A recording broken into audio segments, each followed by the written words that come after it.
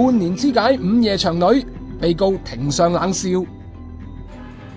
兩名疑犯相識於監房，都係被減刑獲釋。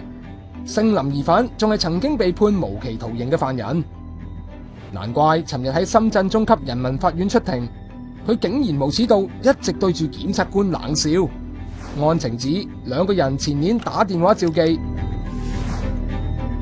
聲控女死者應約到酒店房就遭遇不測，兩個冷血男事後仲將女子碎屍拎返屋企煮過，第二日掉喺水溝毀滅證據。兩個人之後再以類似嘅手法，半年內劫殺另外4個喺夜場工作嘅女人。至舊年6月，兩個人準備向第6名女子埋手時落網。有網民批評，點解會俾呢啲冷血兇徒走出嚟？啲心理變態嘅人仲放出嚟害其他人。中國國民素質未達到高度，但係國家嘅刑罰又唔夠重，根本冇威嚇作用啊！